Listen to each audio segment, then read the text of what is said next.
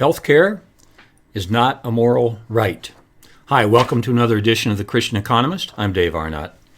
I stood in my classroom at Dallas Baptist University, as I often do, crossed my arms in front of the students and said, "The crossroads of economics and Christianity is freedom." While making this demonstration, I was showing a picture of a painting called The Light of the World by William Holman Hunt. Most of you are familiar with it. It's Jesus knocking at the door, and what's noticeable about this painting is, on Jesus' side of the door, there's no handle. Look, as Christians, we believe that Jesus, who was God, the greatest being that anyone could ever conceive of, gives us the freedom to accept or reject his invitation. This is why Christians believe in so much freedom. And if we believe in that kind of a freedom for our souls, for our acceptance of Jesus' offer, then we have to assume that that kind of freedom gets transferred to economics as well. Not perfect freedom, but freedom. And this is where the problem with healthcare as a moral right comes in. It was interesting this morning in preparing for this, I looked up moral rights. And you know what it said? It said moral rights are personal rights that connect the creator of a work to their work. Now, you think that definition might have to do with authors like me and many others whom I quote in these podcasts. But think about the word in the middle of that sentence. Connect the creator. And this is consistent with whatever definition I might give of moral rights if you ran into me in the hall one day. Because I would say moral rights are those who come from birth. What does that mean? From our creator. So moral rights connect us to our creator, and they come from birth. So is healthcare a moral right? Here's the problem with it. Most people know what a monopoly is. That means there's one supplier of goods to a market. And this is not good. We have a lot of rules to disallow monopolies, like the Sherman Antitrust Act and many others. That's a monopoly. The opposite, when there's only one demander of goods or labor, that's called a monopsony. If healthcare was a moral right, and if that would mean that government would own it all, there would be one demander of labor in the healthcare industry.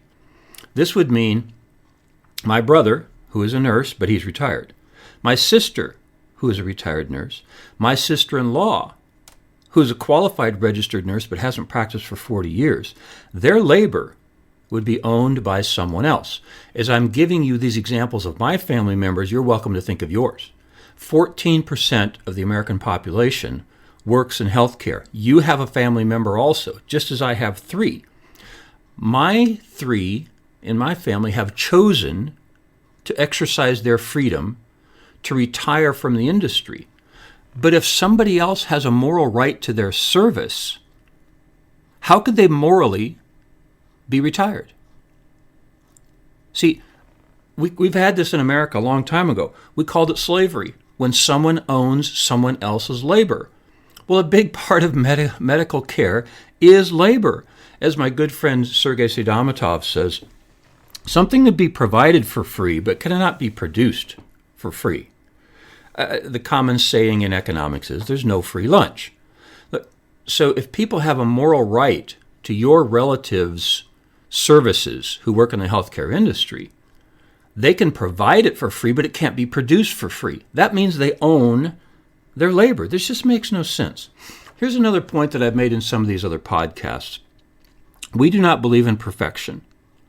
Christians believe that we are in a fallen world and we can't do things perfectly. Now, the current system in the United States, about 36% of Americans are on Medicare and Medicaid. 3% get serviced by the Veterans Administration, 1% by Indian Health Care. So let's add those up. That's about 40%. 40% are served by government care. Currently, 8% have no insurance at all. But here's the really important point to be made.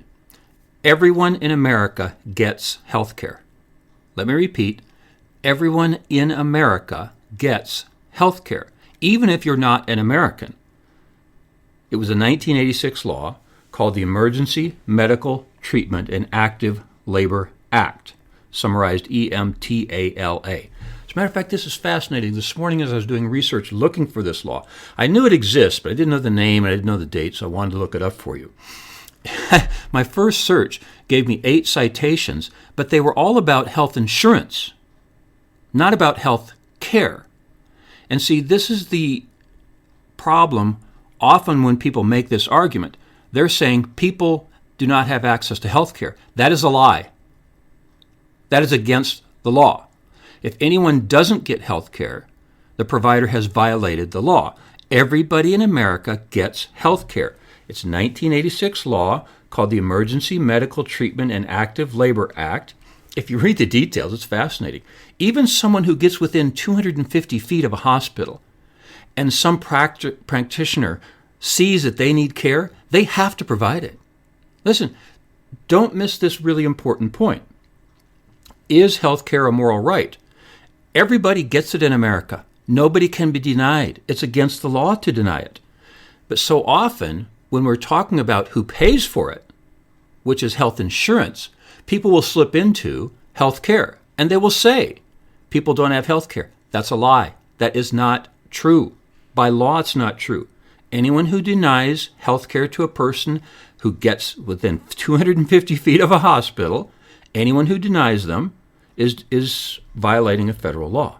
So they have to do it. Okay, so let's go back to my family members and your family members who would be subject to a monopsony if in fact healthcare was a moral right, and people would own their labor. So my brother lives in Minnesota, right? How could he deny a transfer to Cody, Wyoming, or Ruston, Louisiana, or name any city in America, where the government has said these people have more demand for your services than those in Minnesota? How could he stop? Wouldn't he morally be forced to go to Cody, Wyoming, or Ruston, Louisiana, or any city? How could he deny it? As I said to you, the 3 members of my family who are nurses are in retirement. How could they stay in retirement morally? Because their services, their labor, would be owned by others. Think about this. It makes no sense. But it's even worse than that. Let's assume that this morality stopped at the border. It shouldn't, but why would it? If, in fact, your family members who work in the healthcare industry, if their services are morally owned by others, why would it stop at the border? Why would it be Cody, Wyoming, or Ruston, Louisiana? Why wouldn't it be India or Guatemala or Honduras? Do those people not have moral rights? Well, of course they do. And so people who currently call themselves democratic socialists, and that's what they would be truly if they said, these people in Guatemala have a moral right to your brother's service. That would be consistent ethically and morally to say he has to go to Guatemala. How could he stop?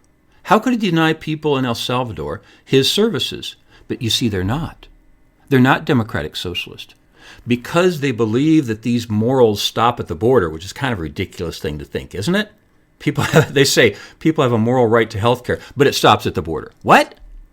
Then that's not a moral right, is it? But that is what they say. And you know what that makes them? Listen closely here. That makes them national socialists. Because they're saying we are socialists only for the nation. We believe only people in America have a moral right to your health care. We're going to force you to go to Cody, Wyoming, or Ruston, Louisiana, or name any other city you want. We're not going to force you to go to El Salvador or Guatemala. You know what that makes them? It makes them a national socialist. Some of you are thinking ahead of me. What is the abbreviation for National Socialist? Nazi. I'm sorry. I was talking to my nephew the other day. I said, hey, I'm just a boy at the edge of the crowd shouting the emperor has no clothes. I'm not responsible for who feels naked as a result. And that's what I'm doing in this podcast. I'm telling you that if somebody says health care is a moral right, but only for Americans, that makes them a national socialist. I didn't call them that. I just looked up the definition. A national socialist is one who thinks that there should be socialism, moral rights, only in America, only at the national level, and it stops at the border. They're Nazis. I didn't call them that. The definition did. There you go. Healthcare is not a moral right. Remember this. The crossroads of economics and Christianity are freedom. As much freedom as we can get. Not perfect freedom, but as much freedom as we could get. And when you take away the freedom of labor, the freedom for people exercising in the medical industry, exercising their labor, you do not want to take that freedom away.